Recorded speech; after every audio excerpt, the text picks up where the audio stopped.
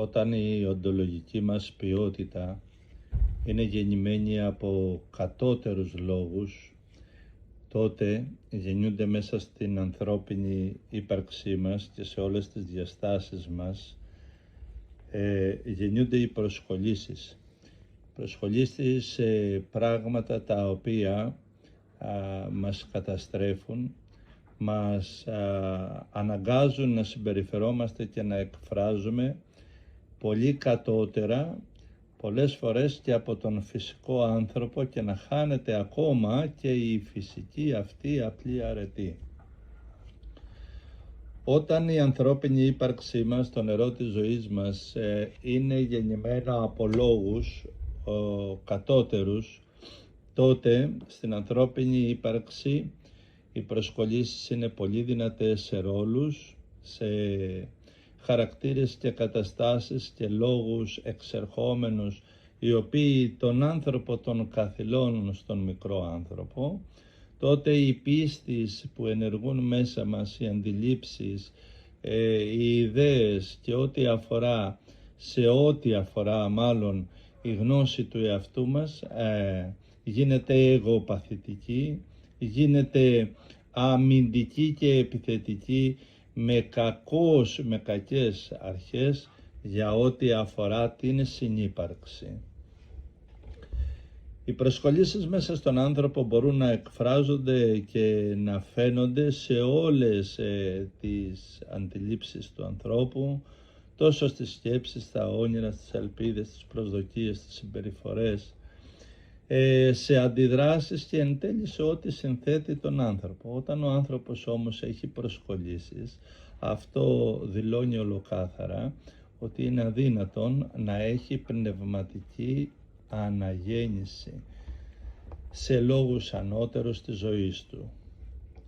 Υπάρχουν τρεις γεννήσεις στον άνθρωπο. Η πρώτη γέννηση είναι η γέννηση και γνωστότερη, η γέννηση του σώματος. Αυτή τη γέννηση που ονομάζουμε γέννηση της σάρκας, αυτή τη γέννηση τη γνωρίζουν όλοι οι άνθρωποι. Δεύτερη γέννηση είναι η γέννηση που δεχτήκαμε εμείς ως ανθρώπινα πλάσματα, όλοι εμείς που ήρθαμε σε αυτόν τον πλανήτη, από το Λόγο ο οποίος μας γέννησε μέσα σε πίστη, σε αντιλήψεις, σε ιδέες, σε μοντέλα ζωής, σε δράση, σε αντίδραση, σε χαρακτήρα, όχι απαραίτητα άσχημα ή απαραίτητα μας έκανε κάτι το κακό, αλλά μας γέννησε ο λόγος που παραλάβαμε στον χρόνο της εδώ ζωή μας, αλλά εμείς δεν το καταλάβαμε και έτσι αγνοούμε εμάς.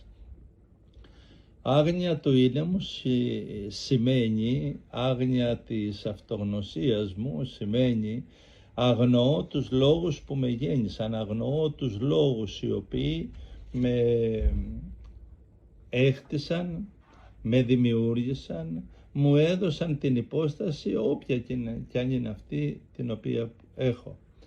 Γι' αυτό πολλές φορές εμείς οι άνθρωποι, συνηθίζω να λέω, είμαστε αποκύματα του περιβάλλοντος, της εποχής, της κουλτούρας, της νοοτροπίας που συναντήσαμε στον χρόνο της ζωής μας. Αυτή μας γέννησε, αυτή μας καθόρισε σε όλα τα επίπεδα.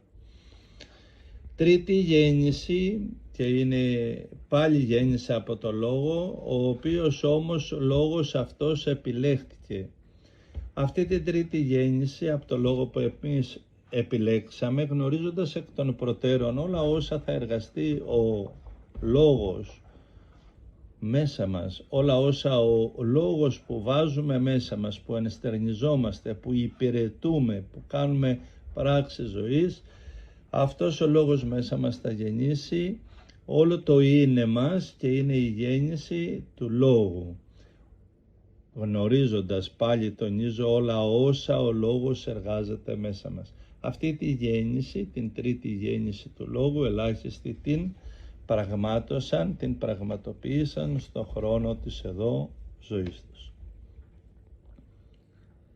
Η πρώτη γέννηση, η γέννηση της σάρκας, είναι η γέννηση κατώτερη.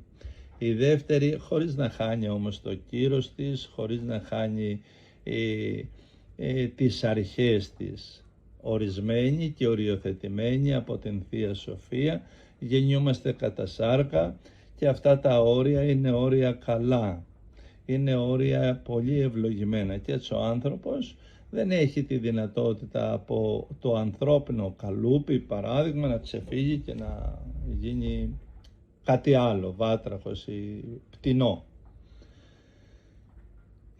Γιατί αν ήταν στην εξουσία του ενδέχεται και αυτό να το έκανε. Η δεύτερη γέννηση είναι ανώτερη, η γέννηση του λόγου, από το λόγο που γεννηθήκαμε, ο κάθε ένας στην χώρα του, στην κουλτούρα του, στα ιδεώδη του, στις αντιλήψεις του, αυτά μέσα του.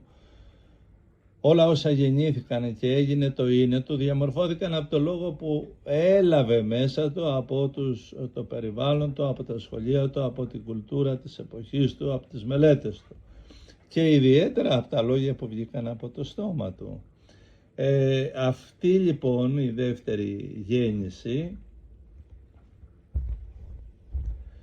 στερείται την επίγνωση, στερείται την επιλογή, στερείται το ότι επέλεξα αυτό που είμαι. Γεννήθηκα στην πίστη σύμφωνα με αυτό που παρέλαβα. Δεν είναι κακό, αλλά δεν κατάλαβα ότι συνέβη αυτό. Γεννήθηκα στις αντιλήψεις, στον τρόπο, στις αγάπες, το μοντέλο της ζωής που θα έπρεπε να έχω. Γεννήθηκα ολοκληρωτικά σαν άνθρωπος στα ήθη, στα έθιμά μου, στις δράσεις μου εσωτερικά και εξωτερικά. Ναι, αλλά εγώ δεν γνώρισα ότι αυτό μου συνέβη. Γι' αυτό το λόγο, επειδή στερείται την επιλογή, την ελευθερία του να πω ναι και αμήν, να πω αυτό το θέλω, αυτό με εκφράζει, είναι, παρότι είναι γέννηση λόγου, είναι κατώτερη επειδή είναι άλογη και εχμάλωτη. Θα λέγαμε είναι η δούλα γέννηση, δουλική γέννηση. Η τρίτη γέννηση, και είναι ανώτερη όλων, λέγεται η γέννηση του λόγου. Σε αυτή τη γέννηση του λόγου ο άνθρωπος επιλέγει το λόγο και τους λόγους που μέσα του θα ενστερνηθεί, θα ζυμώσει, θα δεχτεί και μέσα από αυτούς τους λόγους θα γεννήσει όλον του τον καινούριο εαυτό, όλο τον άνθρωπο μέσα του, θα έχει επιλέξει ενσυνείδητα και θεληματικά, γνωρίζοντας ότι οι λόγοι που μέσα του επιλέγει να ζήσει, να υπηρετήσει, να εκφράσει, αυτοί οι λόγοι θα διαμορφώσουν τον ανθρώπινο χαρακτήρα του, θα δώσουν χρώμα στον πυρήνα του, αυτοί οι λόγοι θα εκφράζονται σαν ώμοι της λογικής του, του συναισθηματός του, και έτσι, έχοντας επιλέξει τον λόγο που θα ζει, θα υπάρχει και θα υπηρετεί, γεννιέται, μεγαλώνει και οριμάζει και γίνεται ελεύθερο πλάσμα των επιλογών του λόγου του. Δηλαδή έχει γνώση του εαυτού του, της υπάρξεώς του, και από εκεί και πέρα, όσο πιο ιδιαίτερα και ένθεα και σωστά υπηρετεί τους θείους και ανώτερους λόγους, ή εν πάση περιπτώσει τους λόγους που επέλεξε, τόσο πιο σταθερός ζει ειρηνικός με τον εαυτό του. Αυτοί οι άνθρωποι που γεννήθηκαν από το λόγο που ήδη επέλεξαν συνειδητά, και η εσωτερική ποιότητά τους έχει γεννηθεί από ανώτερους λόγους με πνευματικό νόημα, με είδωρ πνεύματος, νοήματος δηλαδή, με ενέργεια που οδηγεί προς την ζωή, με ενέργειες οι οποίες οδηγούν τον άνθρωπο στην ανώτερη διάσταση του να είναι εκφραστής ένθεης αγάπης. Αυτοί οι άνθρωποι υπηρετούν θεληματικά και ελεύθερα δυνάμεις της ζωής που οι ίδιοι επέλεξαν.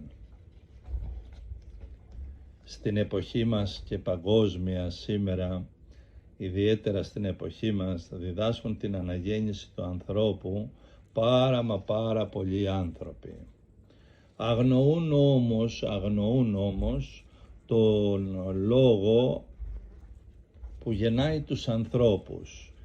Δεν γνωρίζουν σχεδόν τίποτε για τις γεννήσεις του λόγου, τι δηλαδή ο λόγος εργάζεται μέσα στην ανθρώπινη υπόσταση, ότι ο λόγος που δέχονται μέσα τους τα παιδιά μας, οι νέοι μας, οι μεγάλοι άνθρωποι,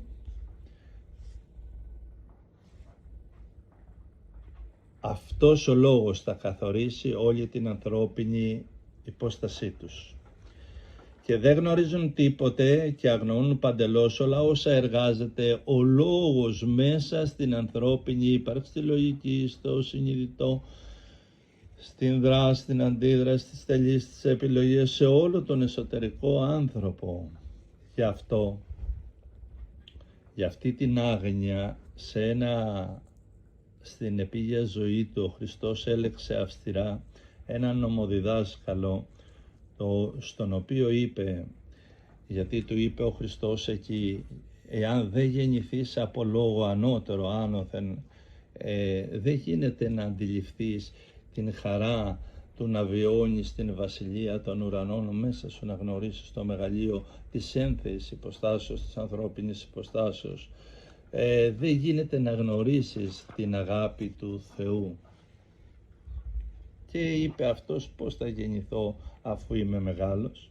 Για αυτή του την άγνοια λοιπόν τον έλεγξε ο Χριστός αυστηρότατα και λέγοντάς του, καλά, εσύ είσαι δάσκαλος του Ισραήλ και γεννάς ανθρώπους σύμφωνα με τα ομοιότυπα των λόγων σου και δεν τα καταλαβαίνεις αυτά. Γι' αυτό σήμερα στην εποχή μας, ενώ συχνά μιλούν οι άνθρωποι, οι πολλοί δάσκαλοι για πνευματική αναγέννηση του ανθρώπου, εν τούτοις οι λόγοι που σπέρνουν μέσα στους ακροατές, στο νου και στις καρδίες των ανθρώπων, είναι λόγος ακατάλληλος που στερείται το φως της πνευματικής αναγέννησης, είναι ακατάλληλος για τη σωστή πνευματική αναγέννηση των ακροατών τους. Μέσα από αυτή τους την άγνοια και τις επιπτώσεις της γεννιούνται αμέτρητες πνευματικές και διανοητικές ασθένειες στον άνθρωπο. Πλήθος εσφαλμένων πίστεων, φανατισμοί, αιμονές σε νεκρούς τύπους, ασυνειδησία, στενόμυαλες λογικές, πλήθος εγώ, και ενισχύεται η άγνοια του ανθρώπινου είναι τους από τους ακροατές και από τις ακροάσεις που δέχονται. Οι άνθρωποι αυτοί διδάσκουν, οι δάσκαλοι, και γεννούν το εσωτερικό είναι των ανθρώπων, των μαθητών του, μέσα σε λόγους οι οποίοι δεν δείχνουν στον άνθρωπο αυτά που εργάζεται και θα εργαστεί ο ίδιος ο λόγος που μέσα τους εισέρχεται. Ένας λόγος ο οποίος είναι λόγος κατώτερος και προσδένει τον άνθρωπο στο να είναι εξαρτημένος στις δυνάμεις της ύλης, της επιβίωσης, της εγωπάθειας, της κτητικότητας, της ζηλοτυπίας. Αυτοί οι λόγοι δεν φανερώνουν στον ανθρώπινο νου, στην ανθρώπινη αντίληψη, δεν φανερώνουν τι εργάζεται μέσα στην ύπαρξη του ανθρώπου που τους έχει, ενώ ένας ένθεος και καλός λόγος φανερώνει στη λογική, στο συναίσθημα, στον άνθρωπο αυτά που μέσα του θα εργαστεί. Ο ειρηνικός λόγος δεν έχει λόγους να κρύψει. Ο λόγος εκείνος που είναι ένθεος και έχει αγάπη προς την συνύπαρξη και έχει σεβασμό αληθινό προς τον συνάνθρωπο, δεν έχει λόγους να κρύψει από τη λογική συνείδηση του ανθρώπου κάτι το οποίο θα οδηγεί τον άνθρωπο στην άγνοια, θα οδηγεί τον άνθρωπο στην αμηχανία.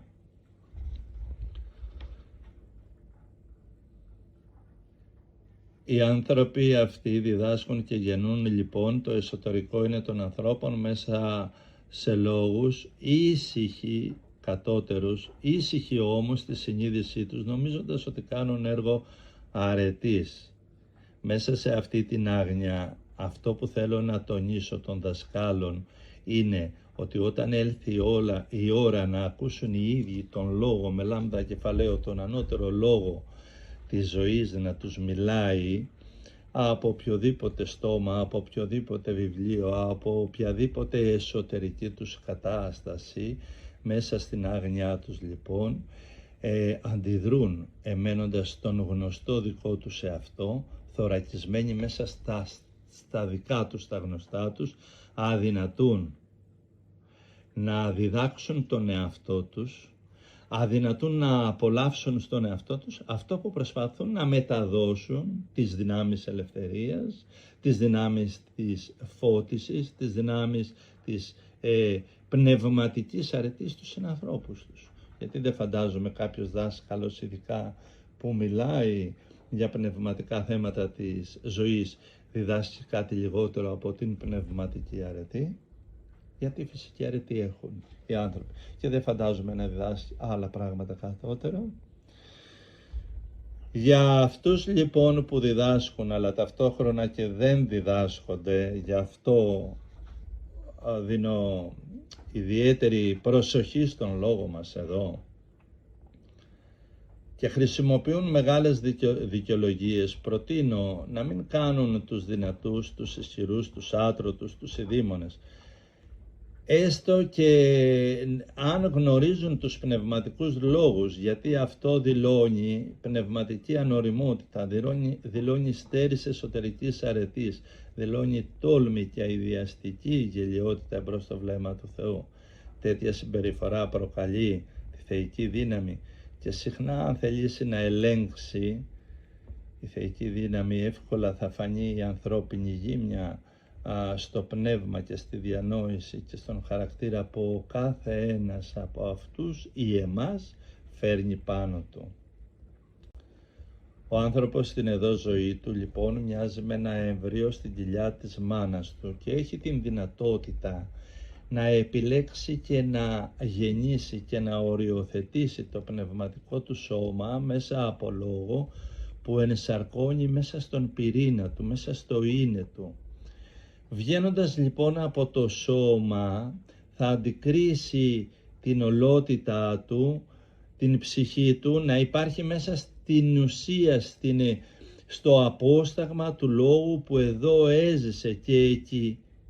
Αλλά και εδώ δέχεται αναντήρητα η ψυχή, η λογική και όλος ο άνθρωπος, γνωστός και άγνωστος, ο άνθρωπος μέσα μας δέχεται αναντήρητα τους λόγους που μέσα μας κυοφορήσαμε, ζήσαμε, εργαστήκαμε. Και αν οι λόγοι αυτοί είναι λόγοι πονηροί, θα γίνουμε ολόκληρη ύπαρξη πονηροί εμείς.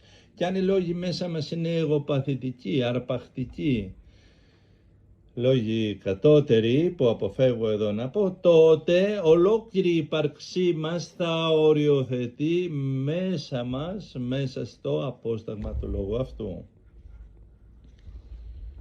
Ο απότερος στόχος για τον ανθρώπινο λόγο είναι να οδηγηθεί σε πνευματική, ο ανθρώπινος λόγος στο χώρο της ένθεης πνευματικής ένωσης, να ενοποιηθεί με τον θεϊκό λόγο και να είναι έτσι ο ανθρώπινος λόγος εκφραστής του ανώτερου λόγου, να υπάρχει όλος δοσμένος, αφημένος, θεληματικά προσδεμένος με ανώτερους λόγους που τιμούν τον άνθρωπο, τιμούν τον δημιουργό και τιμούν τη συνύπαρξη και όλες τις διαστάσεις της ζωής.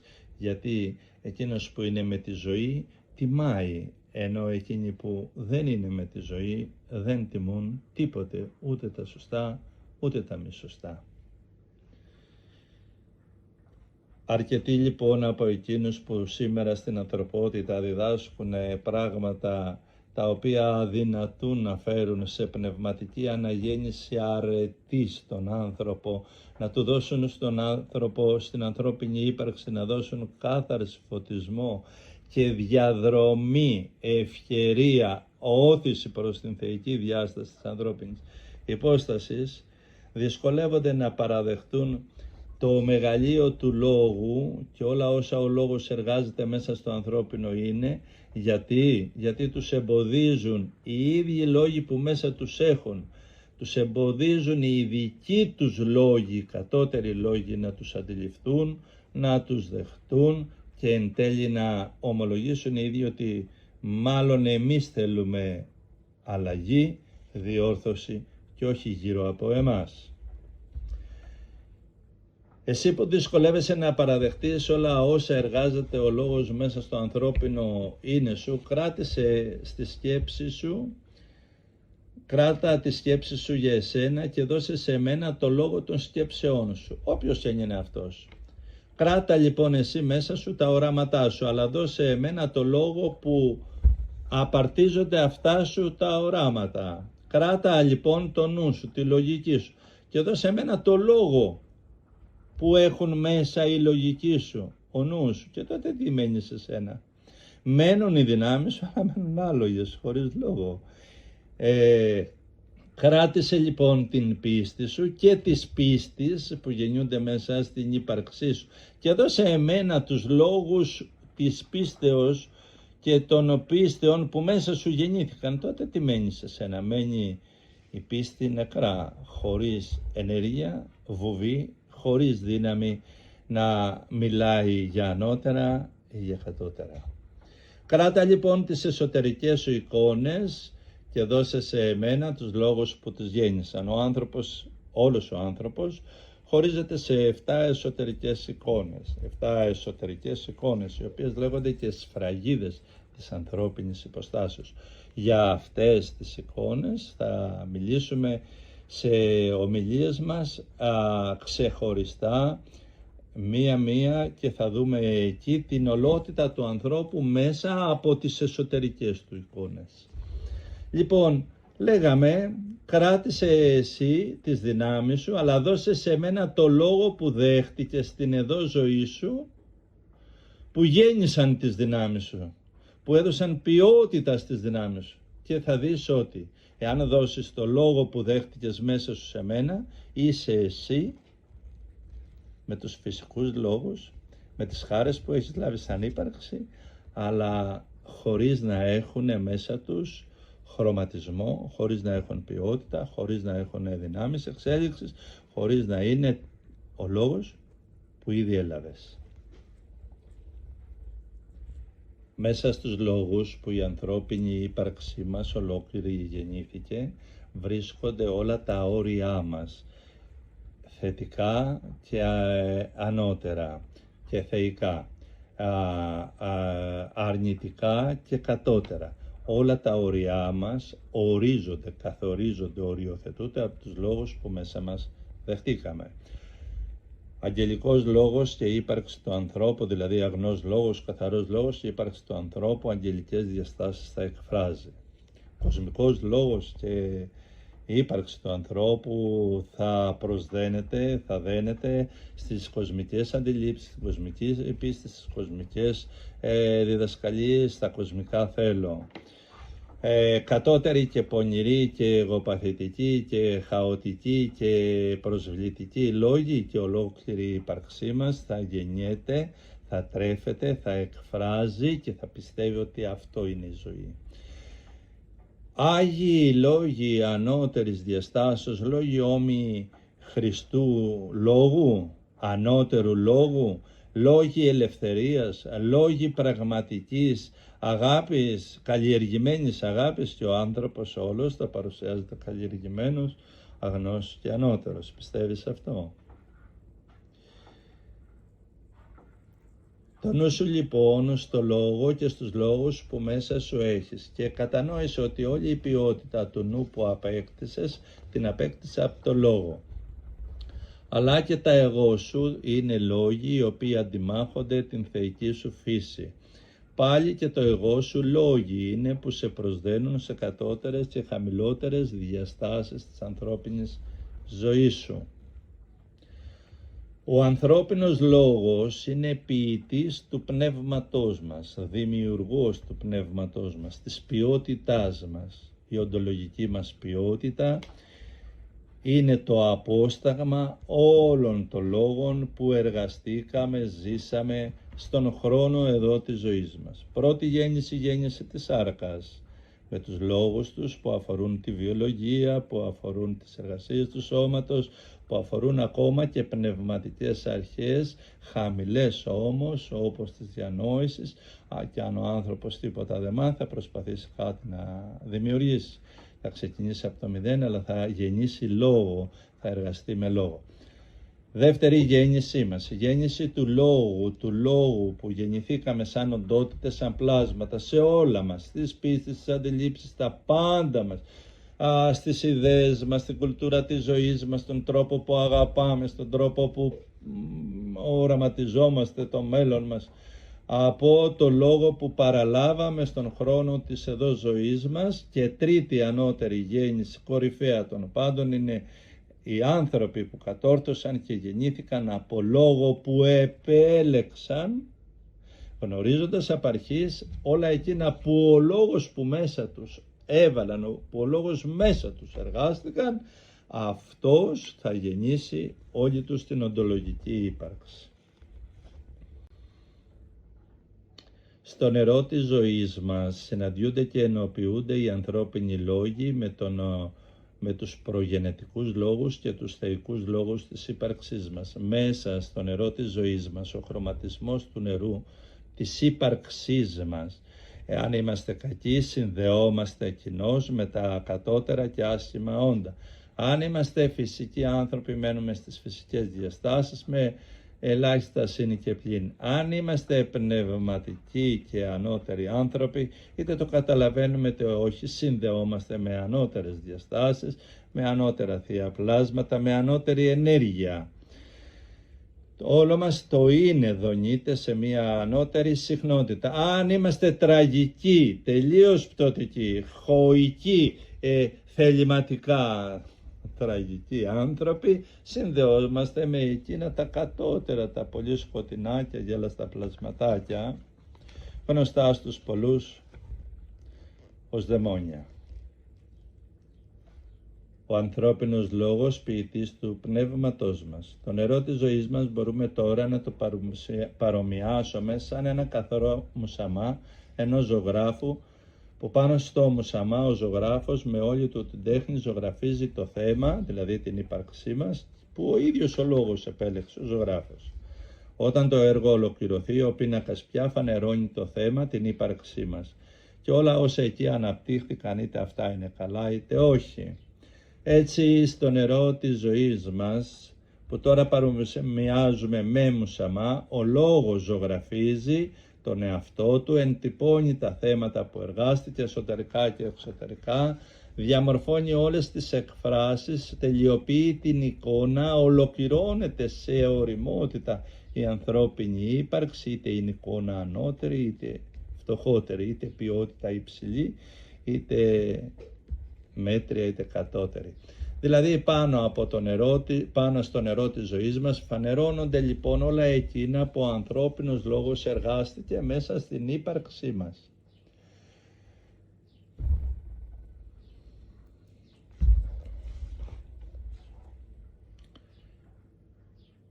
Και ενώ στον πίνακα του ζωγράφου κάθε θέμα παραμένει μόνο εικαστικά, στον χώρο δηλαδή της ζωγραφικής, στον πίνακα όμως του εσωτερικού μας αποδεικνύεται πίνακας αληθινός, αφού η εικόνα που διαμορφώθηκε πάνω μας είναι εικόνα ζωντανή. Αυτό είναι και το πνεύμα που διέπει τον κάθε ένα από εμάς. Εάν η εικόνα στο νερό της ζωής μας μέσα μας είναι εικόνα καλή, έχουμε πνεύμα καλού. Αν είναι κακή, έχουμε πνεύμα κακού. Εάν είναι άγια, έχουμε πνεύμα που προχωρά στην αγιοσύνη. Εάν είναι εικόνα θλιπτική, έχουμε πνεύμα θλίψης. Εάν είναι εικόνα κατώτερης διαστάσεως, μας αναδεικνύονται κατώτερα. Εν τέλει, ό,τι εικονίζει η εσωτερική μας εικόνα, αυτό είναι το πνεύμα που ενσαρκώσαμε εμείς μέσα στο είναι μας. Οριοθετημένο από την πληρότητα των λόγων που μέσα στη ζωή μας είπαμε, ακούσαμε, δεχτήκαμε, παραλάβαμε. Γι' αυτό λέμε ότι ο άνθρωπος τρέφεται και με λόγο, όχι μόνο με αρτό, όχι μόνο με ψωμί. Στην εποχή μας υπάρχει μεγάλη πνευματική τύφλα σε πλήθη ανθρώπων από την κυριαρχία ψεύτικων τεχνητών πνευμάτων που σπέρνονται και προσφέρονται για χάρη εμπορίου, απλόχερα, με πολλά μέσα, από τους δυνατούς, από τους ισχυρούς της γης.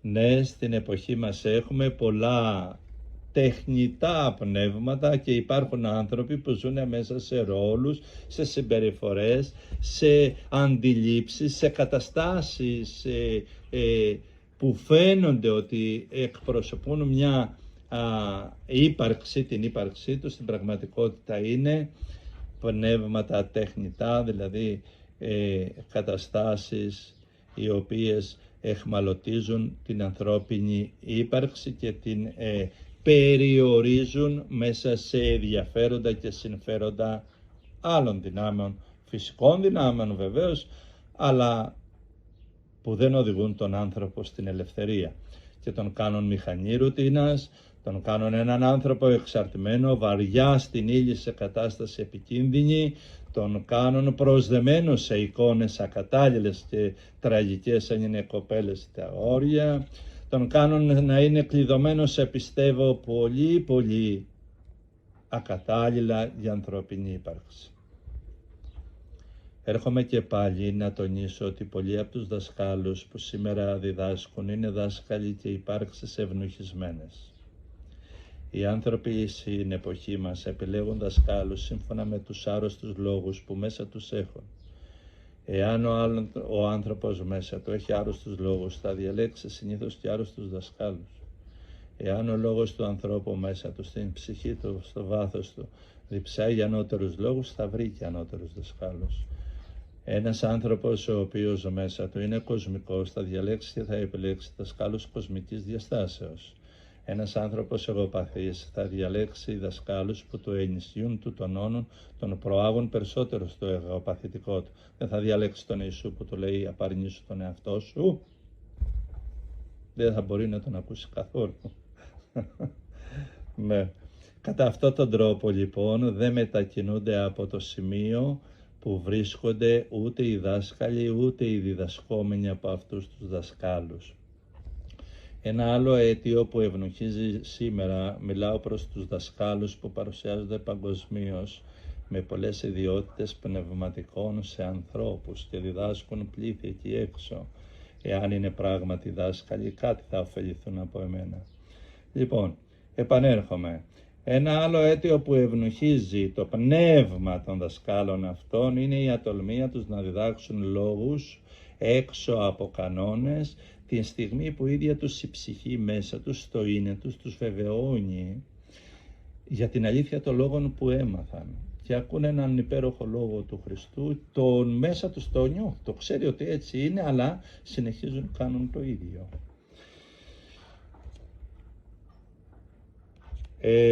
Η ατολμία λοιπόν να διδάξουν έξω από τους κανόνες, ακόμα και όταν η ψυχή τους το βεβαιώνει, για την επάυση αυτών των νεκρών κανόνων. Ένα άλλο αίτιο είναι ότι ενώ διδάσκουν τη ζωή, διδάσκουν φως, διδάσκουν αρωτή, διδάσκουν ωραία πράγματα, συχνά οι ίδιοι δεν υπηρετούν αυτά που διδάσκουν. Συχνά οι ίδιοι δεν προσαρμόσαν την ίδια τους τη ζωή, τον πυρήνα τους, το είναι τους, σύμφωνα με τις διδασκαλίες τους. Και ενώ διδάσκουν αρετή, δεν είναι άντρες ή γυναίκες της αρετής. Ενώ διδάσκουν σοφία, δεν ανέχονται άλλους σοφία. Έτσι καταλήγουν σε μια ατιμωτική κατάσταση, διδάσκουν ό,τι τους υπαγορεύουν οι κεφαλές, οι αρχές που δέχτηκαν μέσα τους, και φαντάζονται μερικοί ότι επειδή διδάσκουν αυτά που παραλάβανε, ότι επειδή διδάσκουν τις πίστες, τις αντιλήψεις, τις ιδέες, τις ηθικές, νομίζουν έτσι ότι είναι δικαιολογημένοι στα μάτια του Θεού και λέει εγώ αυτά έμαθα, αυτά διδάχτηκα, αυτά διδάσκω. Μια χαρά. Δεν έχει έτσι το πράγμα. Δεν έχει έτσι το πράγμα. Όταν εσύ έχεις διδαχτεί μια πίστη η οποία είναι εχθρική, επιθετική, η οποία επιτρέπει τις δυνάμεις της φυσικής κακίας του ανθρώπου, της αγνωσίας του ανθρώπου και πονηρές άλλες δυνάμεις, την σκληρότητα, την τραχύτητα και λέγοντας ότι έτσι αυτή την πίστη παρέλαβα, νομίζεις ότι στα μάτια του Θεού δικαιώνεσαι ή στους νόμους ή στους νόμους της ψυχής σου? Η ελευθερία του ανθρώπου είναι ένας τέλειος έλεγχος. Ένας έλεγχος στους λόγους που μέσα μας ενσαρκώνουμε, στους λόγους που υπηρετούμε, στην πράξη μας, στην δράση και στην αντίδρασή μας. Ο αληθινά ελεύθερος άνθρωπος είναι ο άνθρωπος που ο ίδιος οδηγεί τον εαυτό του με κάθε τρόπο και με κάθε κόστος, τον οδηγεί στην ελευθερία, τον οδηγεί στο σεβασμό, τον οδηγεί στην υψηλότερη διάσταση του ανθρώπου. Η ελευθερία του πνεύματος, επιμένω, απαιτεί τέλειο έλεγχο. Μοιάζει με έναν ακροβάτη που κάνει ακροβατικά πιασμένο σε σκοινιά, χωρίς να υπάρχει δείκτη προστασίας από κάτω.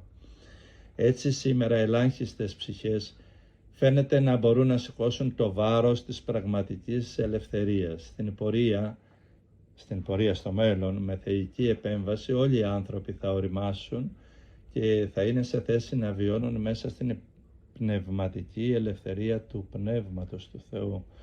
Είμαι από αυτούς που πιστεύουν ότι θα έρθουν μέρες που οι άνθρωποι θα απολαμβάνουν τόσο πολύ την ένθεη διάσταση της ανθρώπινης φύσεως, θα υπάρχουν εκφραστές του θεϊκού μεγαλείου τόσο πολύ που το μυαλό τους θα απορεί αν όντως στην ιστορία των ανθρώπων πέρασαν άνθρωποι, υπηρέτες τόσων μικρών, κακών, τραγικών, κατώτερων λόγων. Το νερό της ζωής μας και οι τρεις γεννήσεις μας. Γέννηση κατά σάρκα με τους λόγους που η σάρκα μας παίρνει ως πληροφορία και φτάνουμε εδώ. Η δεύτερη γέννηση, η γέννηση σαν οντότητες και σαν υπάρξεις που έχουμε από τον λόγο που μέσα μας δεχτήκαμε. Θυμίσω ότι οι περισσότεροι από εμάς είμαστε από κύματα ή και πολλές φορές εκτρώματα του περιβάλλοντός μας σε όλο μας το επίπεδο, σε όλα μας τα επίπεδα, διανοητικά, συναισθηματικά κτλ, ιδεολογικά. Τρίτη γέννηση, η γέννηση σε ανθρώπους οι οποίοι γνώρισαν, διδάχτηκαν, έμαθαν, άκουσαν τι εργάζεται ο λόγος στην ανθρώπινη ύπαρξή τους, τι εργάζεται ο λόγος μέσα στα όντα, δαιμονικός λόγος, δαίμονας θα βγεις. Άγιος λόγος, Άγιος κατευθύνεσαι και ελπίζω να βγεις. Κοσμικός λόγος, κοσμική θα μυρίζεις μέσα έξω. Εγωπαθητικός λόγος μέσα σου. Το εγώ με σημαία θα είσαι υπαρξιακά.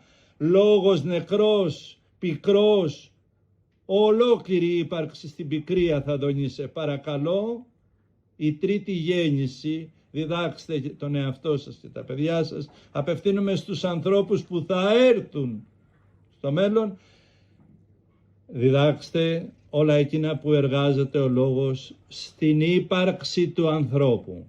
Και αν κάποιοι δεν γνωρίζουν, είμαι εδώ με τα έργα μου, με τους λόγους μου, αυτό είναι το που διδάσκω.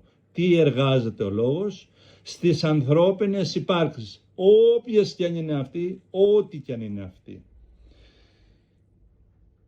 Το νερό της ζωής μας είναι το απόσταγμα όλων των λόγων που μέσα μας έχουμε. Το νερό της ζωής μας είναι το είναι μας και το είναι μας είναι το απόσταγμα του λόγου που ενσαρκώσαμε, υπηρετήσαμε, πρεσβεύσαμε, εκπροσωπήσαμε την κάθε στιγμή στον χρόνο της εδώ ζωής μας. Ευχαριστώ και πάλι.